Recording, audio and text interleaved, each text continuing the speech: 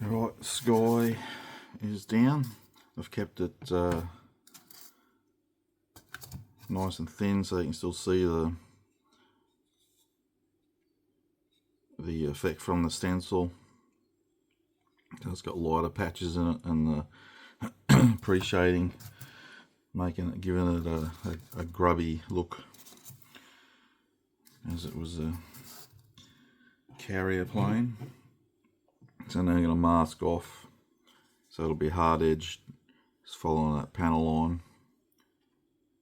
So I use Tamiya tape to mask that off, mask off the wing, mask off that little bit of wing, run a piece of Tamiya tape halfway along the leading edge of the wings, and then same as I mentioned, I prime the top grey, do the white with the stencil,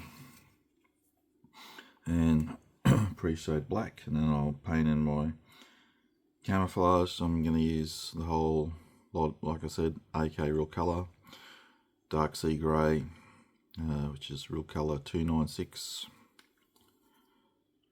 and Royal Air Force Dark Slate Grey, which is Real Colour 294. So that'll be the top camouflage. I won't be using white tack worms for the top. I'm just going to freehand the camouflage, give it a more feathered, worn look. Alrighty, top camouflage paint is down. I haven't given it a clear coat yet. I'm about to. I've kept it really thin again, trying to show the previous effects underneath. See what it looks like after the clear coat, whether I need to touch in anywhere, or I want to touch in anywhere or not. As mentioned, I just freehanded it, so I did the slate grey first, excuse me, and then I come in on 90 degrees for where the previous paint was, and did the dark sea grey. I still need to finish my bombs, paint them.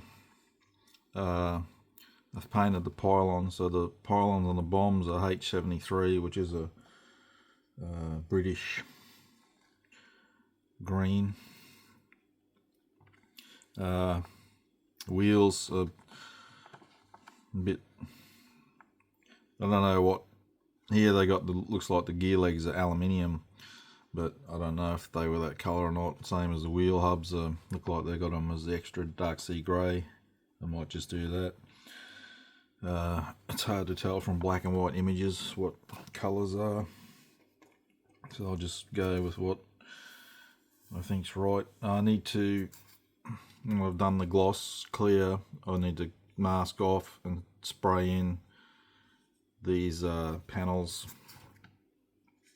I'll do them interior green. Again, they don't tell you what to paint them in the instructions, so I'm just going to guess that it was the interior green.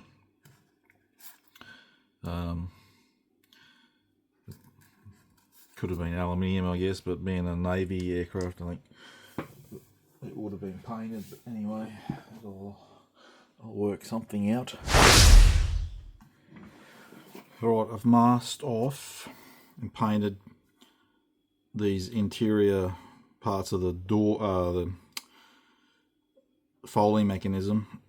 So on there, in here, and on the wing there, I've painted it the interior raft green, and I've done some chipping with some natural steel colour just to liven it up a bit. I've just given it a clear gloss coat so it's still wet in those areas. I've started to paint Torpedo up, so the nose is black. Actually, what's the rest of it is? According to this, the rest of it's the dark sea grey, same colour as the aircraft. Yet on the other one, it's a different. It's black and silver on the other one, so I don't know. But I'll stick to their call out. The bombs painted up, so that's that British green.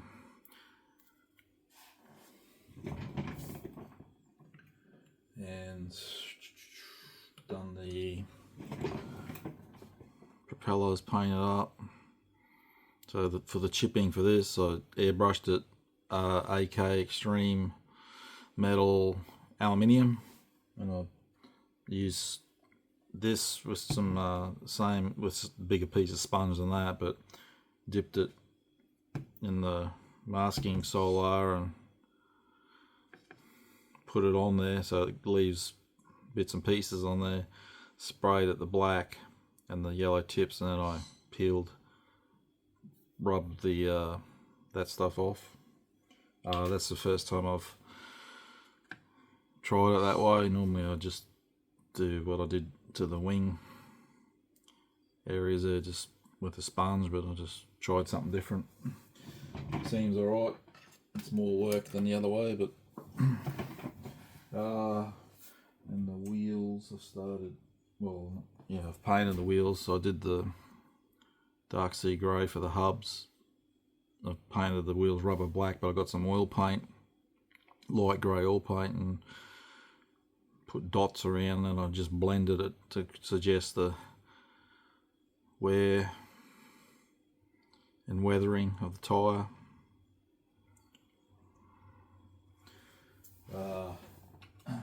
I'll let them dry a couple of days before I give them another clear coat to protect them. And pylons are painted. I've still got to paint all the exterior of the doors and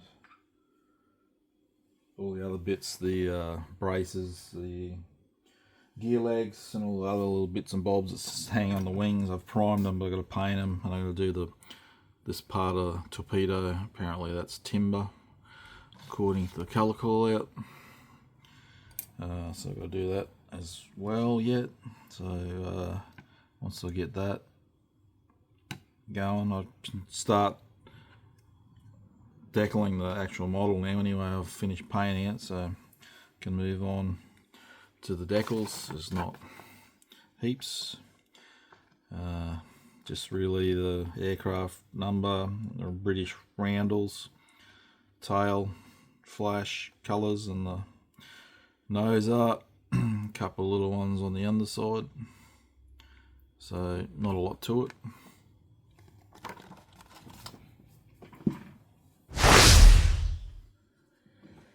Alright, decals are on. There wasn't a lot to do, and for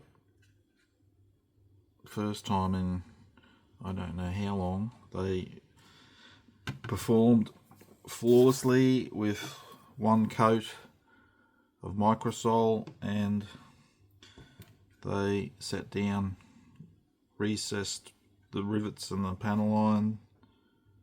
Just usually I have troubles with decals no matter what the brand. This one got damaged when I took it off the, I'm going to leave it just as natural chipping, but it got, I've mentioned, you would have, those who've watched most of my videos, when I mention, or I do kit reviews on Hobby Boss and Trumpeter, when they, their decal sheets, this is a different, this is for the Avenger I'm doing, but they tape that cover sheet over it, and where that tape sits, the adhesive, I don't know, it leaches or does something, but sometimes the opposite side of that, they have trouble getting the decal off. It won't lift, and that's what happened there. So I had to get a soaked it in the water per normal, and got a brush and gently put it under the decal and worked my way around to the spot that was stuck from both sides until it lifted, but it tore a little bit. I could patch that in, but I'll just go with it being damaged in real life. So that happens occasionally, unfortunately, but ideally, but I was too lazy. It would have been better to paint them. Such a large roundel, it would have been easier to weather. What I'm going to do is, I haven't given these a clear coat yet. What I'm going to do is going to come in with oil paint, different colours. I'm going to try and fade it a bit. So I'll get I don't know, I'll look through my paints there, but a lighter blue or grey or white, and just put little dots, and then get a brush, just a soft brush, and just work it in to the panels. But you need to be specific and keep it. If I'm trying to fade the red, I need to try and stay in the red, and don't go on to your painted area, unless of course you do the dot filter thing, but I don't do that on aircraft. But otherwise, yeah, all good. I'm still painting all the other bits up. I've painted, alright, I've done the exhaust, so I did a bit of a process. I painted it not a metal colour, but I painted it dark grey. I think I used German grey, and then I come in with sponge and chipped a orange brown to suggest rust, and then over the top of that I chipped again with grey blue, and then I put a wash over that to darken it up and blend it, and once they get glued to the model, then I'll airbrush in exhaust stains. And I've painted up all the gear doors, the struts at the back, and all the radar and everything. So all these parts got the same treatment with the stencil over it, so I can keep it uniform. And I've almost finished the, grab it.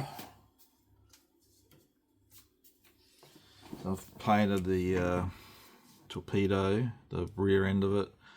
I've hand painted the propellers in on it with some brass. This is a real rough job. I could have done a lot better, but couldn't be bothered now.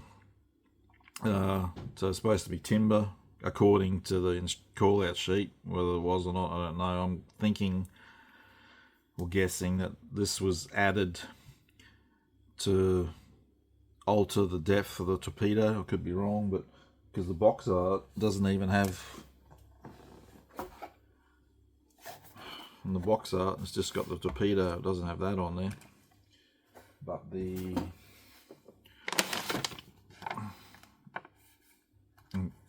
decal call out, it is on there, so I guess you can go either way. So I painted it, airbrushed it, wooden deck tan, then I come in very roughly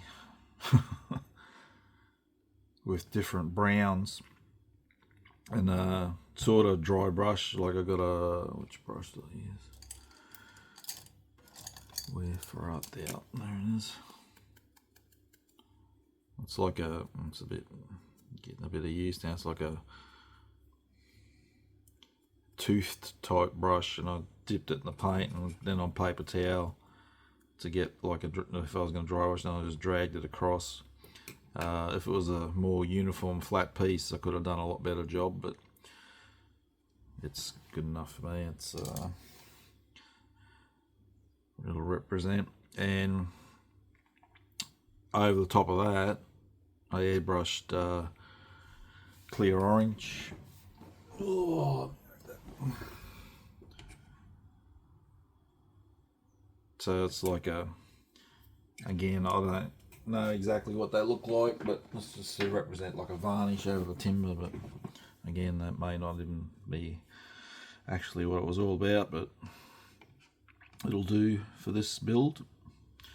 And I guess you'll see most of it when it's sitting underneath the aircraft, but it's good enough for me anyway. So my wheels have had time to, they've been drying a few days now, so I can give them a clear coat. Now I'll give them a flat clear coat now that oil paint's dried. Alright, so yeah, next up I'll do this weathering on the decals, and I still need to paint.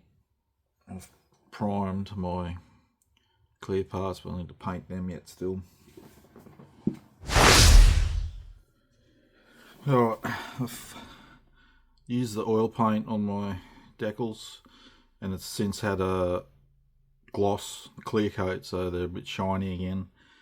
After a wash, then I'll get a flat coat again, but it did dull them down a bit, which is what I intended. But like I said, the clear glosses make them look brighter again. But I used faded white, red primer, so obviously the red was on the red, and intense blue. It's not really intense, it's a different shade of blue. Don't touch my model now because it's on my thumb. And just like I said, I blended them in, just dotted around, and used that soft brush just to rub it into the decal. So that's all done. I've painted my canopy up, so I'm just really done. I've got to do the wash on it and put it all together. So this is the last little bit I will show. After next time we come back, it'll be all together and a final look at the build and thoughts on the kit. So getting there. There it is, all done. So the wing that's folded is the supports on the back. So the struts under the stabilizers, there's a peg that comes out of it that supports the wing tip, and there's little indentations in the stabilizer where this part, when it folds back, attaches to there. So the only place I've got glue is there on that horizontal stabilizer. That's just sitting there. I haven't glued it. Now I probably need to, before I transport it to QMHE, but if you're just building it at home and putting it straight in your cupboard, you probably get away with it. You don't probably need to glue it. So that was a bit of worry for nothing. So I got the two canopies that are open. They're not glued, they're just sitting there. I can take them off. Like I said, they should, if it was thinner, they'd fit better, but I'm not messing around with them. I don't want to break it, so I'll leave it as is. I probably could have put bombs on the other wing, but it's something different. It's just showing one wing's loaded up, ready for flight, the other wing's folded back like it would be stowed on deck. And I've added, so the antenna wires, you see it's easy line with CA glue to glue it on. I just love the look of it. It's just great subject matter. It's something different that will catch eyes on a display table. It was just a shame that there's so many ejection pin marks in it. It's so disappointing. But the final look, they're hard to see, but they're still there. I didn't clean them all up. It was just too many. Do my head in. But like I said when I did the review, and some people didn't get my sarcasm about Tamiya, my point was Trumpeter brought this out in 148. Before that, there was a special hobby one that I don't think's in production. That's it. No one will ever make this kit again. Like no other company. Trumpeter might do other variants, but no one else is going to make it. It's too niche. Which was the point I was having a go at, saying, oh, if you're not happy with what Trumpeter have offered up, wait for someone else to do it. Guess what? That'll be never. So you either do this, try and find a special hobby one, if you want to do a Barracuda in 148 scale, or you don't do it at all. Simple as that. I just like different subject matter, doing something different. And this certainly fits the bill. It's such an odd look. The landing gear on it's so odd. It's ugly, but it's beautiful. Bit like, well, it's the company, isn't it? Fairey Barracuda, Fairey Gannet. Anyway, she's all done. I'm going to do my still photos to add to the end of the video. If you're going to build the kit, you know you're in for a lot of ejection pin marks, and whether you want to remove them or not is up to you. Well, the other thing I didn't point out too is it's not a cheap kit. I think I paid 105 or 110 Australian dollars for it, so it's not cheap, which also pissed me off with the ejection pin marks. They could have put more effort into when they designed the tooling for it. It's like they got lazy. Even that helicopter I built, the UH-1B, that had a heap of ejection pin marks. And I know, yes, they got to put them somewhere, but they can do it better. Look at the Eddard P40 kit I reviewed. They managed to do it in the places that you don't want ejection pin marks. They don't have them. But anyway, having said that, I've had a bitch at what Trumpeter did here, but they're still, them and Hobby Boss are still probably my favourite manufacturers for the sheer matter of the subject matter they do. You go through their catalogue and look at all the different aircraft they do. Anyway, I'm baffling on now. So still photos to follow. Thanks for watching.